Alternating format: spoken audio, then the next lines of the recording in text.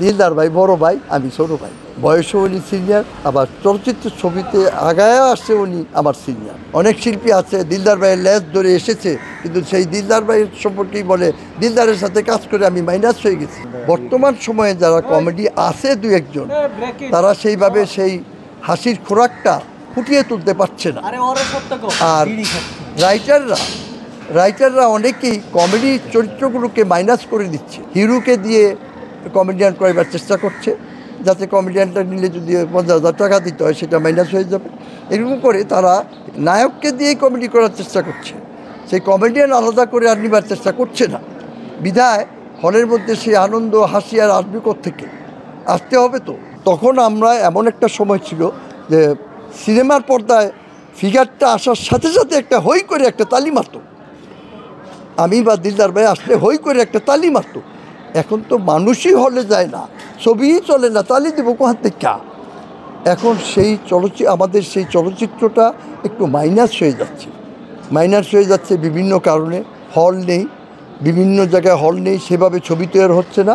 বছরে একটা দুইটা ছবি চললে তো আর ছবি রিলিজ হলে তো আর হবে না। দিলদার ভাই বড় ভাই, আমি ছোট ভাই। বয়সে উনি সিনিয়র, আবার চলচ্চিত্রের ছবিতে আগায় আসছে উনি আমার সিনিয়র। আমি তাকে খুব রেসপেক্ট করতাম। দিলদার ভাই খুব ভালো মানুষ ছিলেন এবং বাংলাদেশের একজন সুপার মানে কমেডির সম্রাট ছিলেন। তাকে আমি রেসপেক্ট করি, তাকে আমি সম্মান করি। আমি মঞ্চে গেলেও তাকে নিয়ে আমি সম্মান নিয়ে কথা বলতাম, তার জন্য মানুষ আনন্দ পেত। দিলদার ভাই আরেকটা তৈরি আর হবে না বাংলাদেশে, এটা আমি আশিরাজা সুরজ বাঙালি করতেছি।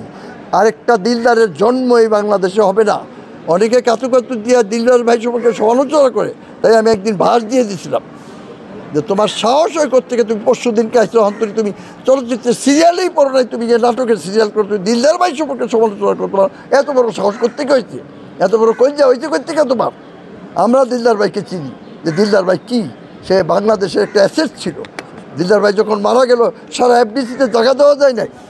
মারা যাওয়ার পরে যেরকম লোক হয়েছিল, তেমনিভাবে দিলদার ভাইয়ের মৃত্যুতে আরও বেশি লোক হয়েছিল।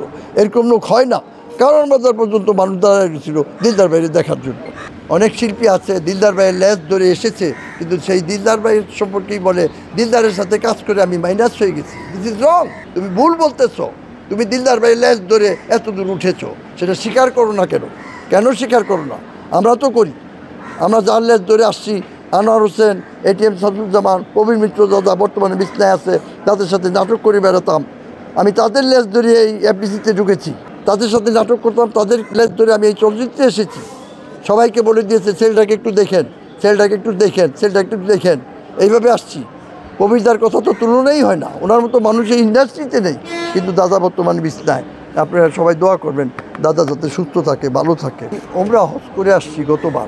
এখন কেন জানি চলচ্চিত্রে অভিনয় করার সেই আমার মানে আক্রোশটা, মানে আমার এটা কেমন মাইনাস হয়ে গেছে।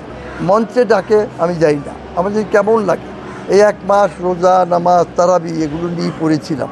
এই কালের পরেও তো আরেকটা কাল আছে ভাই, সেটাও তো করতে হবে। দুনিয়ায় থেকে অনেক কিছু আমরা অনেক পাপ পুণ্য অনেক কিছু করছি, সেগুলো আল্লাহর কাছে ক্ষমা চাইয়া সেগুলো আমাদেরই করতেই হবে।